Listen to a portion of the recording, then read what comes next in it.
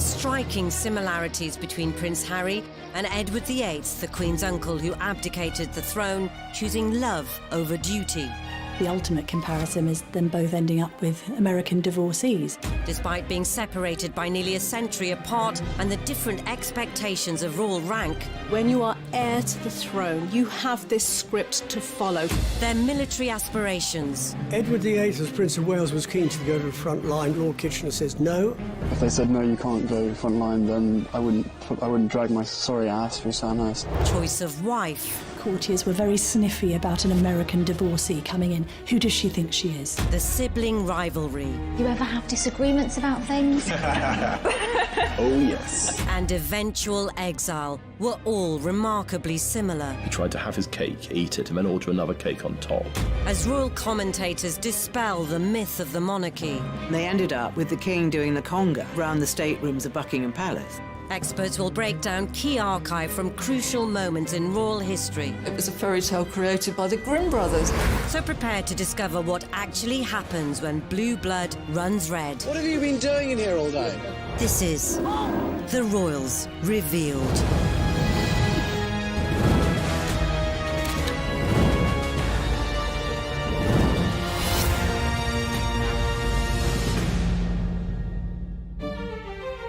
In this episode, we'll reveal how Prince Harry and Edward VIII's lives mirrored each other's, Those major royal players trying to find a solution to a constitutional crisis. why both royals were labelled the party princes, They put the gramophone on, pushed back the carpet and cut a row. Could be playing music till 6, 7 in the morning. At the time, the most controversial aspect of that story was that the bodyguard was in the jacuzzi with him. People wondered how on earth he would be able to reach his weapon in time. how love ultimately conquered royal duty, She did cue him in for the kiss, and I loved the way that it was a bit of a Hollywood kiss. Good for them, where it's what they normally do with a screen kiss. It's not actually on the mouth, it's on the lower lip. George V, when he was introduced to Wallis Simpson for the first time, was so appalled by seeing his son, Prince Edward, associating with a married woman, that he shouted, "That woman in my own house!" And what does their exile say about our royal family? In the presence of the Queen, you're not really going to have people mouthing off and effing and blinding. No one person changes the monarchy.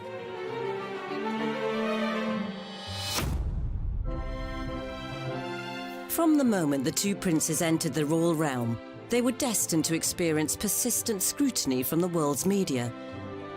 Royal children have always been exposed to prying cameras, whether it's paparazzi or whether it's staff cameramen belonging to newspapers.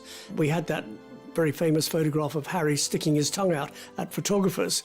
Photographers are not always kosher. They egg on. For example, Harry only stuck his tongue out because the photographers were doing exactly the same.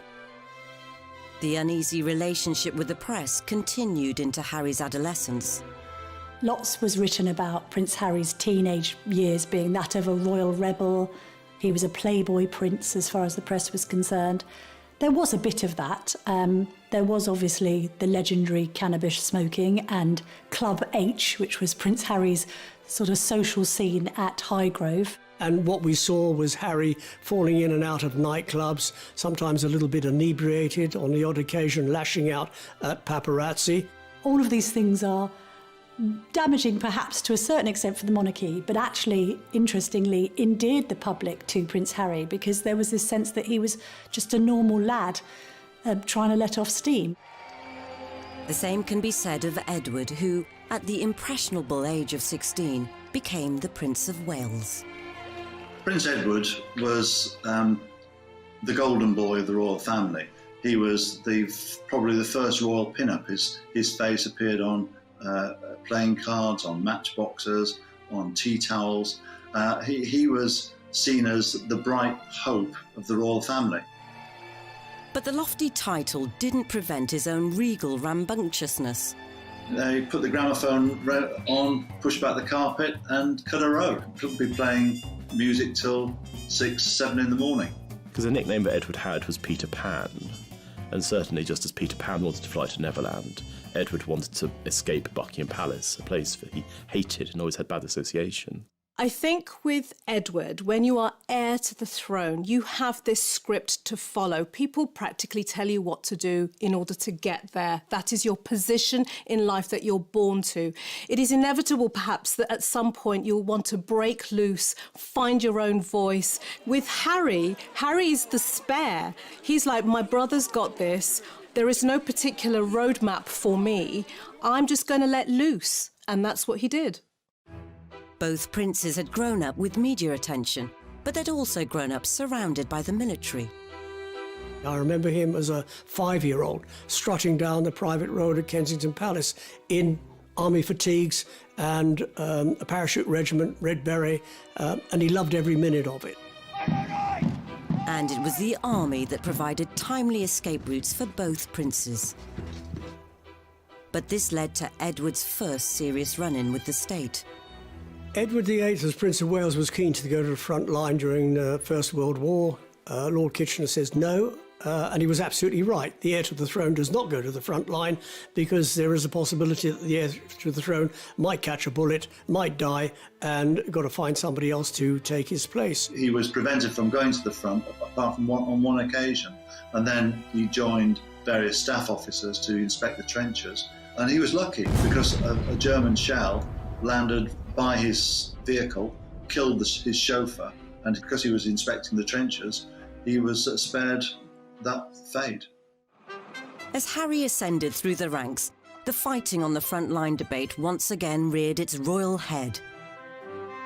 If they said, no, you can't go front line, then I wouldn't drag my sorry ass through Sandhurst, and I wouldn't be where I am now, because the last thing I want to do is have my soldiers sent away to Iraq or wherever like that, and for me to be held back home, twiddling my thumbs thinking, well, what about David, what about Derek, you know?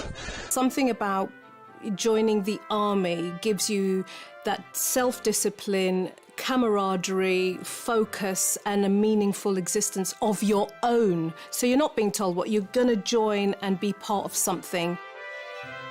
His earlier exploits were all but redeemed, until he swapped fatigues for his birthday suit. As what happened in Vegas definitely didn't stay in Vegas. At the time, the most controversial aspect of that story was that the bodyguard was in the jacuzzi with him. People wondered how on earth he would be able to reach his weapon in time, if I can put it like that, to protect Harry in his time of need. After getting caught playing strip pool in his VIP suite, the posturing prince went on an apology offensive. It was probably a classic example of me probably being too much army and not enough prince. As they matured into their 30s, it would be time for both Edward and Harry to settle down, though their choice of partners would send the monarchy into turmoil.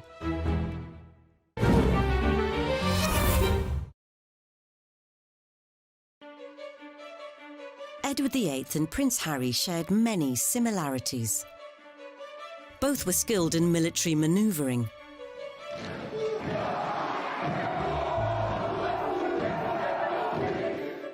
And both men had an eye for the ladies, although their tastes were very different. What's always been interesting about Harry is, although he's depicted as this playboy prince, he's always been very discerning in his choice of girlfriend. They've always been very bright, switched-on young women with career ambitions of their own. Chelsea Davy, who went on to study law at Leeds University and became a solicitor. Similarly with Cressida, a fledgling acting career under her belt, and hates the fact that people even mention that she was Prince Harry's girlfriend, because she's much more than that. In Edward's case, it's quite interesting to remember the words of his assistant private secretary, Tommy Lascelles, who said of Edward that there was no great romance in his life, and that all he'd had when he was younger was a long series of grand affairs. Edward's first serious girlfriend was Freda Dudley Ward, the wife of a high-ranking Liberal MP. This predilection for the married woman may well stem from his relationship with his mother, Queen Mary. She was pretty distant with her children. Now, what do children want? They want that warm maternal attachment. But it sounds to me as if he was familiar with somebody being quite unavailable. So if that is his earliest influence, guess what he's going to look for when he's older? People who are unavailable to him, because he's used to that. Though Edward's and Harry's love lives were different, there was one striking similarity. Of course, the ultimate comparison is them both ending up with American divorcees. Edward had a steamy chat-up line when he first clapped eyes on Wallis Simpson at a country house party in the grip of winter. He asked her, as an American, did she find the central heating poor in these country houses? And she is apparently alleged to have said, oh, sir, I would have expected something smarter from the Prince of Wales. That's the legend. But if either were getting hot under the collar, there was a problem. It was very much the case that Edward, as the future King of England, would not have been allowed to marry a divorced woman. So it probably wasn't the best idea to bring her to the palace to meet the puritanical parents. George V, when he was introduced to Wallis Simpson for the first time, was so appalled by seeing his son, Prince Edward, associating with a married woman, that he shouted, "That woman! In my own house!" And thereafter he had to be reassured, falsely, that Edward was not in a sexual relationship with her. Here was the future king lavishing Mrs. Simpson with what they felt was the family fortune, giving her jewellery, bracelets, necklaces. And the House of Windsor thought that they were being burgled from the inside out. Alec Harding, who was Edward's private secretary, often believed that the stress and misery that George was faced with for having seen his son cohabiting with Wallis was one of the things that led him to an early grave. Harding's theory may well have been correct, as George V died within 2 years, leaving the bewildered new King Edward VIII to address those who are now his subjects. I feel that his death is not only an overwhelming grief to my mother and to us, his children, but that it is at the same time also a personal loss to you all. George V was very reluctant to admit his son, Prince of Wales, into the inner sanctum of monarchy. That is to say, to read the red boxes, all the top secret documents, confidential papers, and so on. So he left the Prince of Wales hanging, and he didn't really prepare him for his future role as king. And George would have been turning in his grave if he'd known who was tagging along at the proclamation. It was quite astonishing to the British aristocracy and squirearchy that here's this woman, this twice divorced American, being allowed into the inner sanctum to watch the accession of Edward VIII at St James's Palace. Yet, for the British public, she remained a mystery. There are pictures taken of her next to Edward, and most of the papers owned by Lord Beaverbrook, the proprietor of the Express and the Evening Standard, either cut her out altogether or referred to her simply as Edward's friend. Unfortunately for Harry, there was no such censorship when Meghan came on the scene in 2016. At the time that she met Harry, and I think was a familiar face in the circles of, say, US breakfast shows and red carpet events in LA. I'm a California girl, born and raised, so the flip-flop culture is part of just who I am. I love my cutoffs and flip-flops and being as relaxed as can be. I think it's fair to say that before she was linked to Prince Harry, few people in the UK would have heard of her. But after she was linked to Prince Harry, obviously, she's become one of the most famous women on earth. Yet nothing could have prepared them for how intense the media scrutiny would become from portraying Meghan as the woman who would revolutionise the monarchy. No one person changes the monarchy. It's not something Meghan said when she was going to march into the monarchy and change it. And then there were the less forward-thinking factors. There was a bit of a narrative that seemed to be racially motivated about Meghan's background, and I think phrases like exotic DNA was used along with straight out of Compton, which she wasn't. Harry wasted no time in trying to set some ground rules with a statement encouraging a ceasefire to the media bombardment. Harry called that up and said, this isn't right, cover the relationship fairly, by all means, but don't go around besieging family members.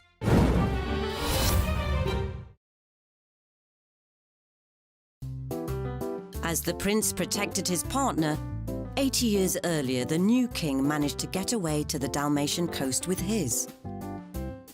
In the summer of 1936, they took a cruise on a boat called the Narlin, which travelled throughout Europe.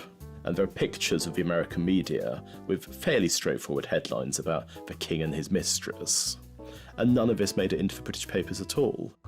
And the continental press had a field day, with one candid snap in particular.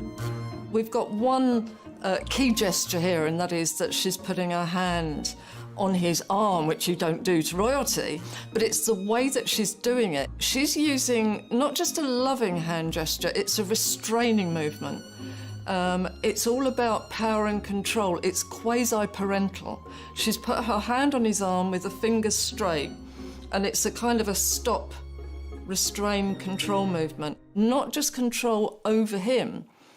It would make her look like a very self-controlled woman as well, because there's a little sideline on this gesture, which is that not only has she got her hand on his arm, she's got her handbag hanging from her thumb. Now, that would only be somebody that was completely confident, completely in control, and knew what they were doing. It's not something many people could pull off. The press took that as a signal to talk about the relationship with Wallis, and it came as a complete shock to the British population. The press were duly dispatched to Wallis's residence, which was enough to send her fleeing to France, so the couple began writing to one another. Wallis used a word called enum, which she used in her letters to Edward, and enum essentially meant frightened and scared. And in one letter that she wrote Edward, she said, "When the two of us are together, I feel that we can just about bluff it out, but when I'm on my own, I feel terrified and I feel inadequate." As the furore grew back in Britain, news crews set about canvassing public opinion. King, he should marry who he loves. He's been a good chap to the working class. That's my opinion of him. I am a housewife. Personally, I think he is a sign of modern democratic times. I'm a chauffeur by profession. After all, the king is a man like myself, but he should not allow his private life to interfere with his public life.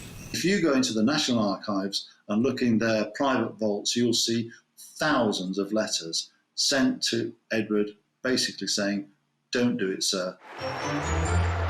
8 decades on, the public had warmed to Meghan. She really is beautiful, isn't it? Women particularly were drawn to her because she seemed to be the kind of princess who wanted to be heard as well as seen, and to have a platform and to champion really important subjects like women's rights. And when they did their tour of the UK, there were crowds in the streets shouting their name. There was such a huge amount of goodwill behind them both.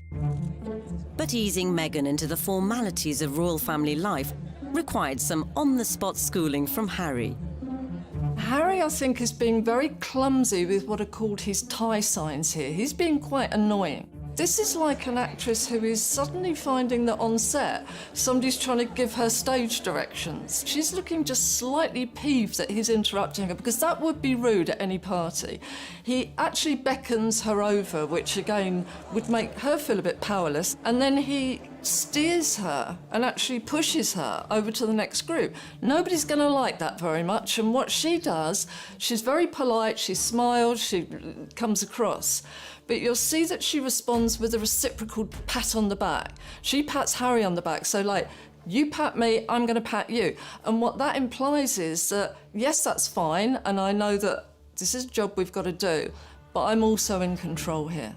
When we get to the church clip, again, a lot of this, I think people were saying, oh, she's being told off and she's not comfortable. Again, I believe this was Harry's mistake.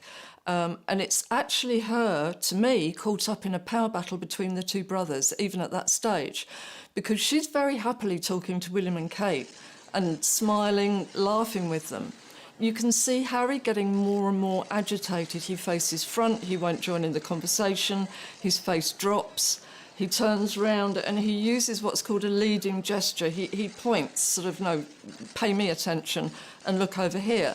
And she kind of colludes, but it's a bit like she's dealing with a little bit of a spoilt child at that point. I think Anybody entering the royal circles needs to come with their A game and be very resilient, because not only do they have protocol and rules and hundreds of years of practice, but they also have the court of public opinion. We are on the outside looking in, judging.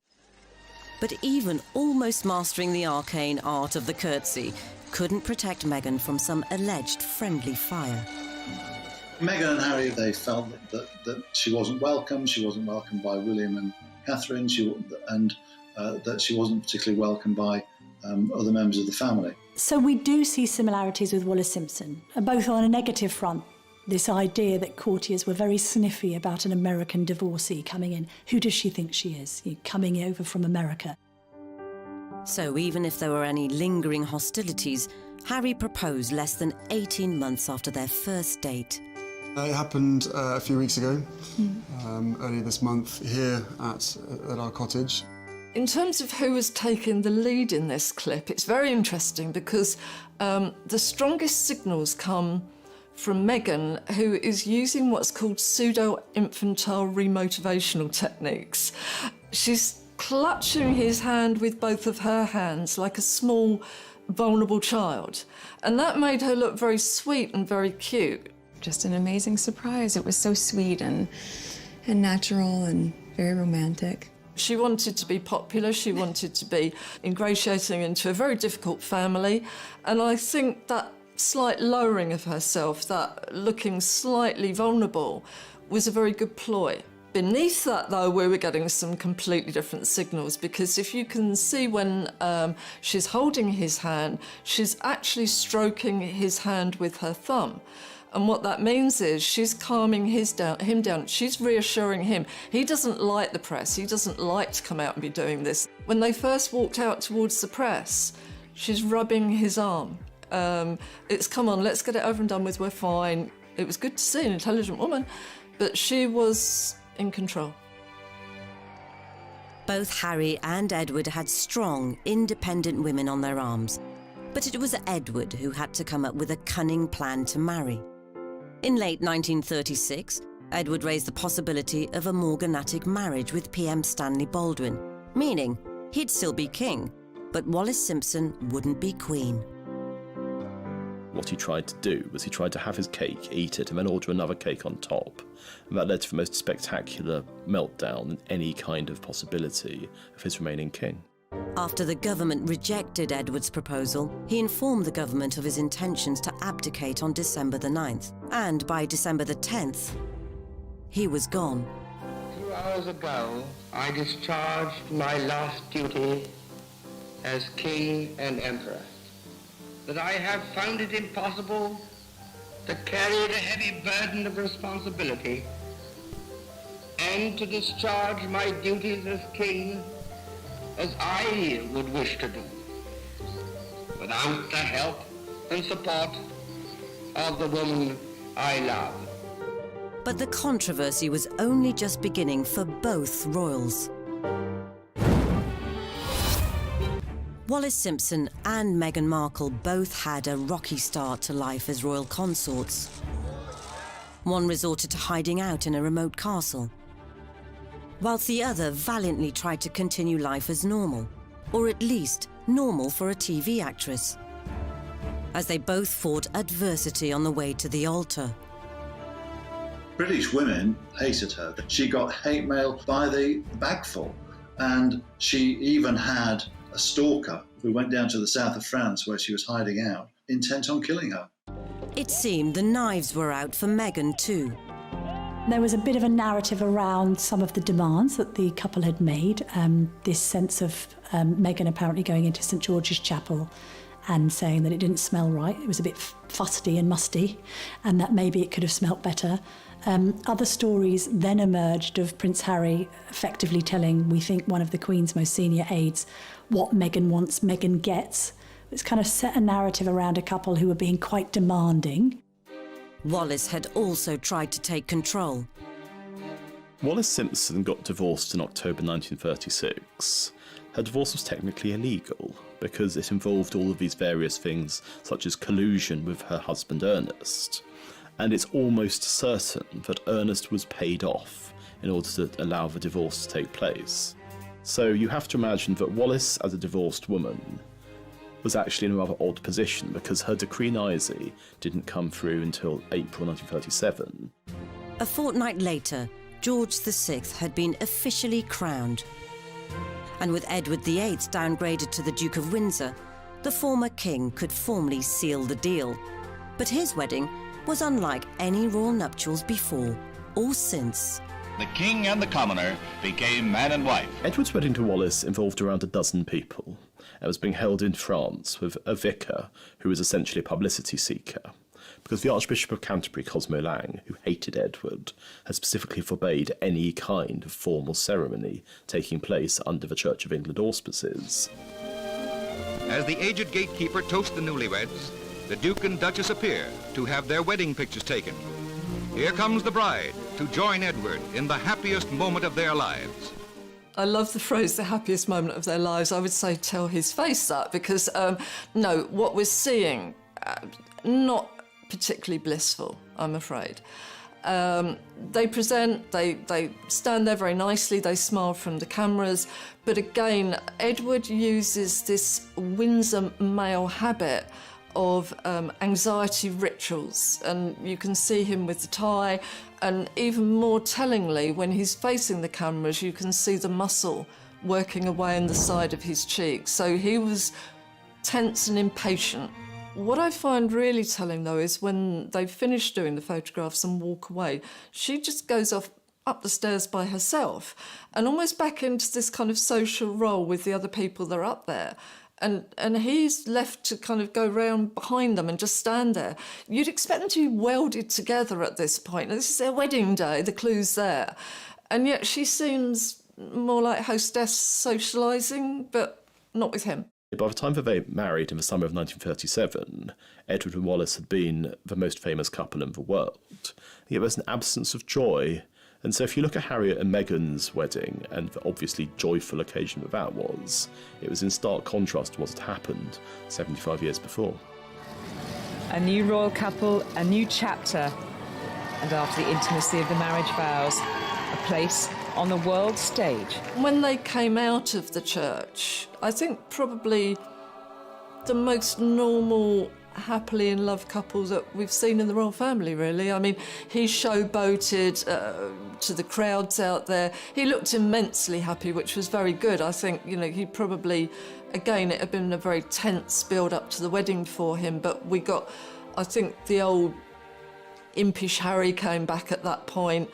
She did cue him in for the kiss, and I loved the way that it was a bit of a Hollywood kiss. Good for them, where it's what they normally do with a screen kiss. It's not actually on the mouth, it's on the lower lip, and that means you don't mess the makeup up and everything. So I think they've done a bit of rehearsing, why not? In a rare triumph over the prying press, Harry and Meghan managed to keep their honeymoon destination a secret. Whilst Edward and Wallis openly tested the waters of public opinion around Europe. As the European honeymoon of the American-born Duchess and her royal-born bridegroom draws to a close, they still occupy the center of the stage as the King and Queen of Hearts. Despite the Sussexes' huge popularity all over the world, some areas of the media continued to plague them. Even news they were expecting was seen as fair game for critique. There was so much criticism about Meghan and the way that she kept cradling and holding her baby bum, and I don't know, some people in the press, it's almost like, oh, she's overdoing it and showing it off. So what? No. I think the big problem was that people didn't get that for years and years and years, particularly in the royal family, it was almost seen as a bit obscene when they were pregnant, so they'd end up wearing a bell tent dress, and then suddenly we got a very liberated woman who would wear whatever she wanted to wear, even if it was quite a tight dress, a revealing dress, and constantly cradling the bum. And I would say good for her. She was so clearly in love with her baby bump, which is natural. The trouble is the media seem to have taken offence at this and gone at her quite negatively. and made it out that she was doing something unnatural, abnormal, and almost to the point of heinous. And she wasn't. Lots of mothers do that every day, but they're not in the public eye. And I think for Meghan, it may have been another attempt to other her, put her in a different box. Have you seen the way she's behaving? It's not quite the done thing, although there are loads of examples of Kate doing exactly the same thing. Even the decision to not replicate Harry's own newborn on the hospital steps shot was the subject of scorn. Births, deaths and christenings and weddings have always attracted media attention. The media want them. If they didn't let them in, there'd be a tremendous furore, as we saw with the christening of Archie. Harry and Meghan, they didn't want photographers, and there was a lot of adverse press against them. So, you know, it's a catch-22, isn't it? Damned if you do, damned if you don't. Eventually, enough was enough. And in October 2019, the Sussexes released another statement admonishing foul play. The second press statement was effectively suggesting that there was a vendetta or a campaign against Meghan, and that the media wasn't motivated by the right incentives when covering the Sussexes. That's then taking the coverage extremely personally and suggesting that you are being treated unfavourably, for instance in the case of Meghan against Kate. Again, there's a short memory syndrome going on, because back in the day when Kate was on the scene, she was being called Weighty Katie. Her and Pippa Middleton, her sister, were called the Wisterias because they were fragrant with a ferocious ability to climb. Short memory or not, Harry and Meghan were on the offensive, and they seemed to be handling it personally. Some of the wording of the second press statement was a bit jumbled and a bit confused. It was also laced with Americanisms, and therefore looked as if it was being written by Meghan directly. And when you've already got a narrative of Meghan driving a wedge and Harry being somewhat under the thumb, that only serves to confirm that theory. Regardless of whether Harry may have been wrapped around Meghan's finger, a couple of months later, everything unravelled. The Duke and Duchess of Sussex have announced that they are carving out what they call a new role for themselves. As like his great-great-uncle before him, Harry chose love over duty. I don't believe for a moment Harry forgot his purpose. I think Meghan suddenly found herself in a goldfish bowl that she didn't want to be in. When it was all kicking off, the Royals did what any family would do. They held a meeting. The summit involved the Queen, Prince Charles, the Duke of Cambridge and Prince Harry. To have those major royal players trying to find a solution to a problem that had been likened to the constitutional crisis, the abdication crisis of 1936. And I think, actually, when I spoke to people afterwards, they did stress that it was all quite cordial and controlled, because in the presence of the Queen, you're not really going to have people mouthing off and effing and blinding. And as the press clamoured for answers, Harry, how are the discussions going on your future? The result was a very public separation, as the Queen reluctantly gave Harry and Meghan permission to slink off to pastures new. Did he do it to protect Meghan, or did he do it because Meghan asked him to? You can't be entirely certain, but one thing you can say is that Meghan has always seemed like a dominant partner in that relationship. Like Wallis, she's somebody who seems to have had a hold over him. And there's a famous line, I don't know if it's apocryphal or not, whatever Meghan wants, Meghan gets. And you can imagine that being said exactly the same words, whatever Wallis wants, Wallis gets. In the aftermath of their abdicating announcements, relationships within Edward and later Harry's immediate family were strained more than ever before. And the mood between Edward's brother Albert, now King George VI, but known to his pals as Bertie, was understandably less than chummy. You're not just affecting George VI, you're affecting his entire family. And effectively, you've changed the rules of engagement and you've changed the whole dynamic of what's going to happen next. The recently married Duke and Duchess of Windsor was still followed by crowds wherever they traveled. In Paris, Britain's former king and his bride made the announcement that they were not intending to embarrass the royal family by settling in England. Since then, they have been world travelers. A major problem in the relationship between Edward and George VI after the abdication was money. Because Edward VIII had lied about what his financial circumstances were. He was worth around £1 million, which was made up of a combination of cash and property. But he claimed that he was going to be essentially driven out of his own country, a pauper. And so his brother Bertie agreed that he would be given an allowance of £25,000 a year. It was going to be paid out of George's personal money because there was no possibility that Parliament would have voted for public money to be paid to essentially Wallace for all eternity. But when it became clear that Edward had been lying about money, there's all these very angry letters which both of them wrote to each other, and George VI wrote to Edward. The reality of what happened was that I was completely misled. I'm not seeking to blame you or anyone else. I know how difficult a time it was, but I was lied to. And I think that you can see thereafter their relationship never recovered. Edward was seen as an embarrassment. In comparison, Harry and Meghan ditched their titles, had to repay £2.4 million for the refurb on Frogmore Cottage, and stopped receiving money from the sovereign grant. Yet the cost to his own brotherly bond may prove to be even greater. We think the initial row started because William might have expressed some brotherly concern that Harry was rushing into things with Meghan. And I think William just thought, hang on a minute, be careful. And Harry took offence to that and felt that it wasn't showing enough support for the woman in his life.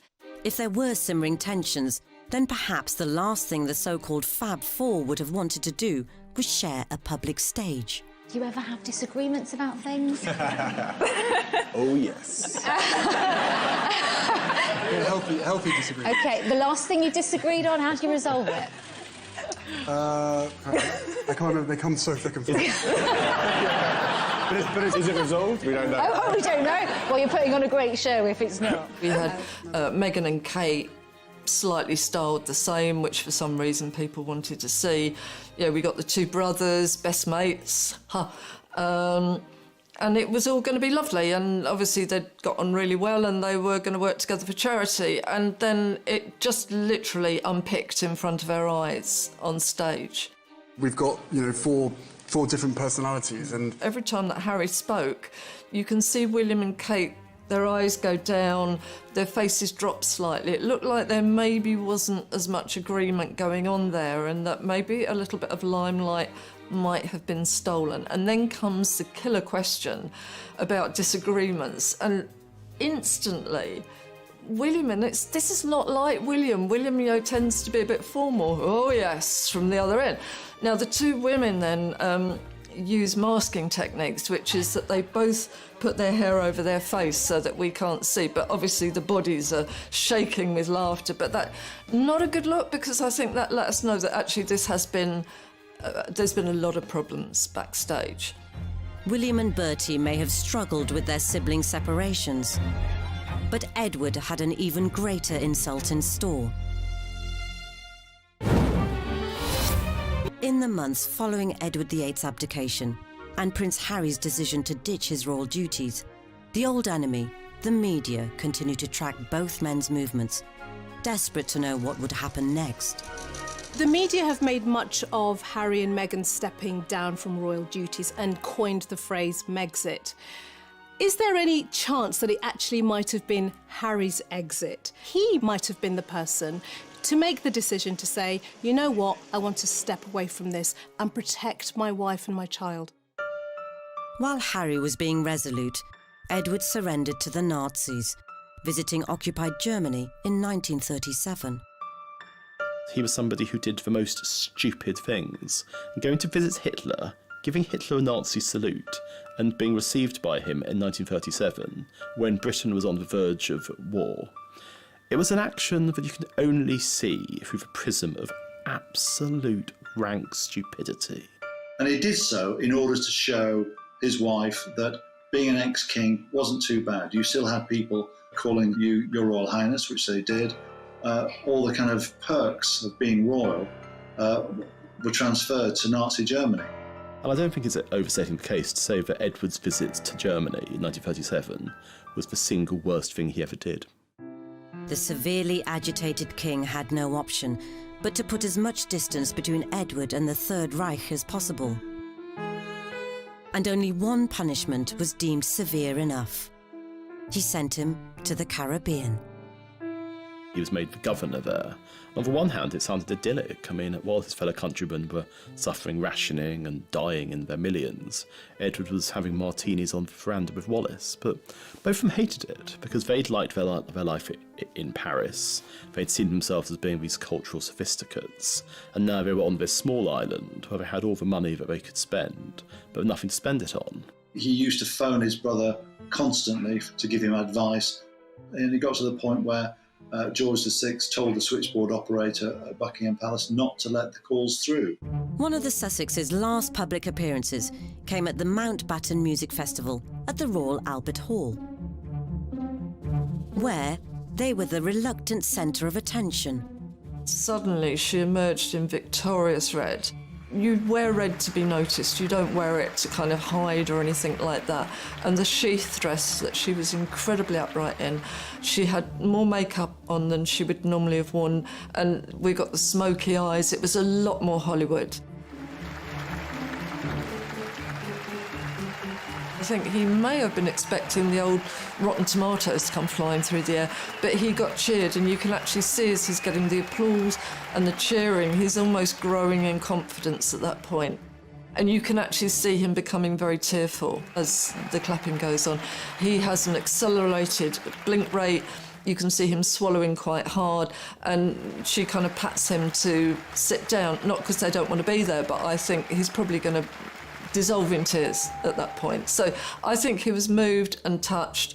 I think they wanted to be there, but I think their worry was that other people didn't want to see them there. Once they found out they were still popular, not a problem. Though the Sussex backstep may not have been as momentous as a king extracting himself from a whole empire, Harry's departure highlights the dilemmas faced by those born to a life in service, and how this can clash with their hopes, desires, and what they believe best for loved ones. They've gone off into the sunset to live in Los Angeles, and I hope they succeed. But he's not got any friends there, and any friends he has made are probably strap-hangers. But as they try and settle in the States, are there painful lessons to be learned from Harry's great-great-uncle? The irony is that they had huge potential as a couple to do good as humanitarians, for charities, but they didn't. They spent their lives going from one party to the next, and it was a fairly vacuous life in the end. And with Edward sometimes travelling alone, rumours of marital difficulties surrounded them for the rest of their lives. Who said there was a rift in this fabulous marriage? If this is incompatibility, I'll take some too. There had been rumours about the fact that the two of them were having problems, and they tried to do something that is now very regular with public figures. They tried to disprove those rumours with their body language in a public display of affection. It's gruesome to watch. It's like a baby rejecting food, the turning of the head.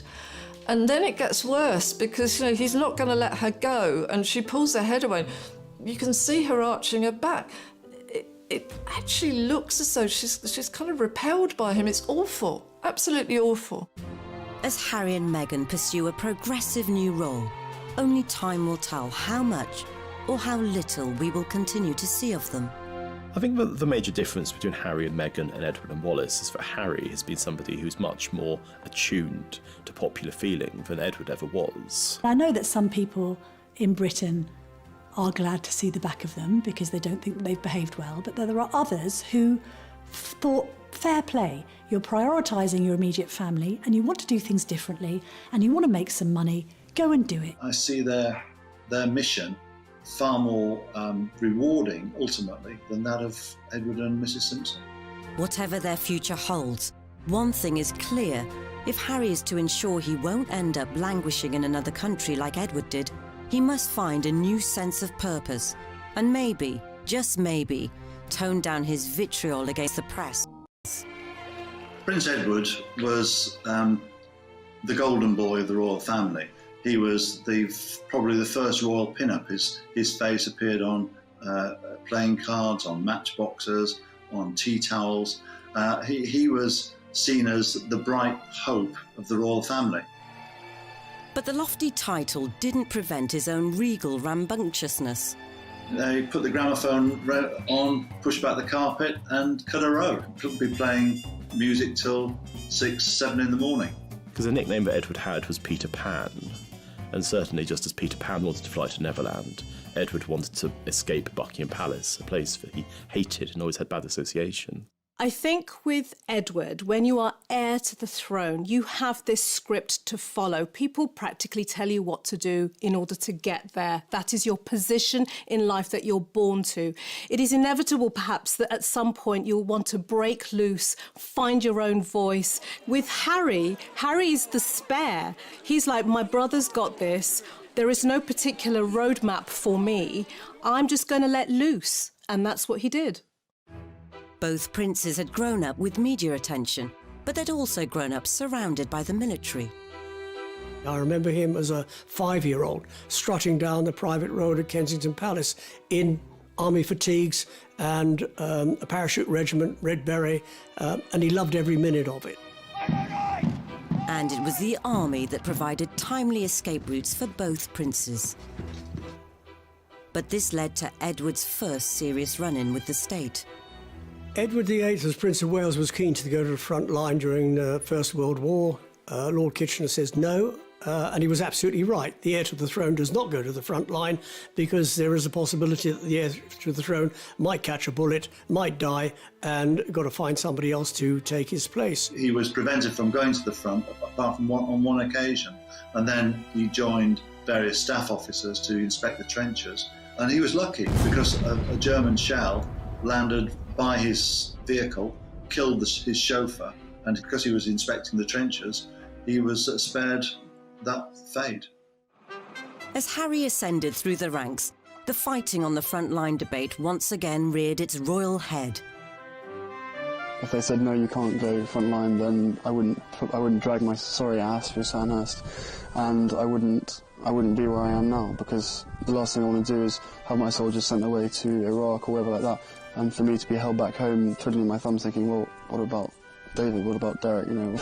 Something about joining the army gives you that self-discipline, camaraderie, focus, and a meaningful existence of your own. So you're not being told what you're going to join and be part of something. His earlier exploits were all but redeemed, until he swapped fatigues for his birthday suit. As what happened in Vegas definitely didn't stay in Vegas. At the time, the most controversial aspect of that story was that the bodyguard was in the jacuzzi with him. People wondered how on earth he would be able to reach his weapon in time, if I can put it like that, to protect Harry in his time of need. After getting caught playing strip pool in his VIP suite, the posturing prince went on an apology offensive. It was probably a classic example of me probably being too much army and not enough prince. As they matured into their 30s, it would be time for both Edward and Harry to settle down, though their choice of partners would send the monarchy into turmoil.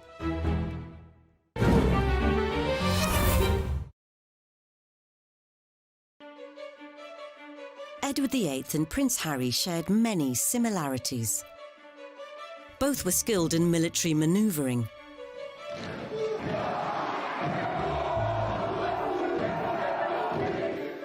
And both men had an eye for the ladies, although their tastes were very different. What's always been interesting about Harry is, although he's depicted as this playboy prince, he's always been very discerning in his choice of girlfriend. They've always been very bright,